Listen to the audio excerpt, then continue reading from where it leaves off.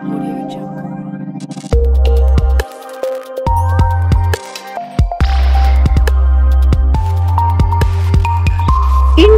TV9 news Maharashtra.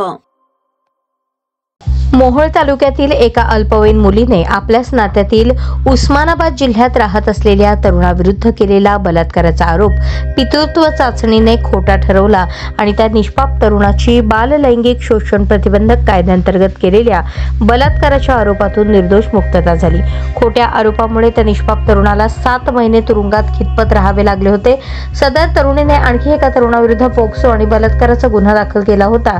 ही बाब देखील न्यायालयात तिच्या उलट तपासणीत उघड झाली। पोक्सो कायद्याचा कसा दुरुपयोग केला जातो याचे जळजळीत उदाहरण असलेल्या या प्रकरणाची हकीकत अशी 2021-22 साली मोहोळ तालुक्यातील 17 वर्ष 6 महिने वय असलेली सदर तरुणी बार्शी तालुक्यातील एका कनिष्ठ महाविद्यालयात शिक्षण घेत होती। तिला मासिक पाळी न आल्याने आईने तिला बार्शी येथील एका दवाखान्यात तपासण्यासाठी नेले।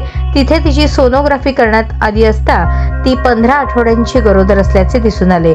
तिला पुढील तपासणीसाठी सोलापूरच्या छत्रपती शिवाजी महाराज सर्वोपचार शासकीय रुग्णालयात पाठवण्यात आले।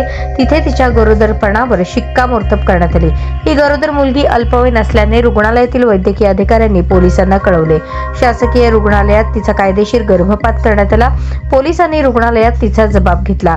सदर जबाबात तिने डिसेंबर 2021 मध्ये आरोपीने ती महाविद्यालयात गेली असता तिला तलावाकाठी नेले आणि तिच्यावर बलात्कार केला आणि ही बाब कोणालाही न सांगण्याबद्दल दमदाटी दिली। हा प्रकार वैराग पोलीस स्टेशनच्या हद्दीत घडला असल्याने सदरची फिर्याद वैराग पोलीस स्टेशनला पुढील तपासणीसाठी पाठवण्यात आली। सदर फिर्यादीवरून आरोपी विरुद्ध बलात्कार आणि पॉक्सो अंतर्गत विविध कलमांद्वारे गुन्हा दाखल होऊन आरोपीस अटक झाली।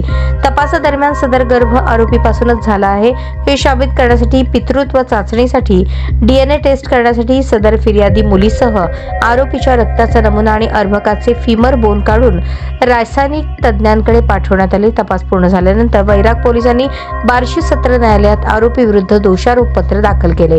या खटल्याच्या सुनावणीवेळी आरोपीचे वकील ॲडव्होकेट धनंजय माने यांनी फिर्यादी मुलीची उलट तपासणी घेतली। त्यातून अनेक धक्कादायक बाबी पुढे आल्या। तिने उलट तपासात कबुली दिली की 2019 साली ती गावातील एका तरुणासोबत घरामध्ये शरीर संबंध करत असताना अचानक तिचे वडील घरी आले आणि त्यांनी त्या दोघांना रंगेहात पकडले। त्यानंतर तिच्या वडिलांनी या तरुणाला मारहाण केली आणि तिला मोहोळ पोलीस ठाण्यात नेऊन त्या तरुणाविरुद्ध फिर्याद देण्यास लावली। आरोपीचे वकील ॲडव्होकेट धनंजय माने यांनी आपल्या युक्तिवादात सदर तरुणीच्या उलट तपासात झालेल्या या बाबी, पितृत्व चाचणी अहवाल, त्या तरुणीची विसंगतपूर्व साक्ष न्यायालयाच्या निदर्शनास आणून दिली। न्यायाधीशांनी आरोपींची निर्दोष मुक्तता केली।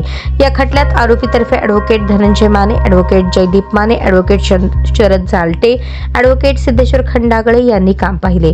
पोक्सो बलात्काराच्या खोट्या आरोपावरून 7 महिने विनाकारण कारागृहात बंदिवासात राहावे लागल्यामुळे निर्दोष सुटलेल्या तरुणातर्फे नुकसान भरपाई मिळण्याबाबत मुंबई उच्च न्यायालयात याचिका दाखल करण्यात येणार आहे।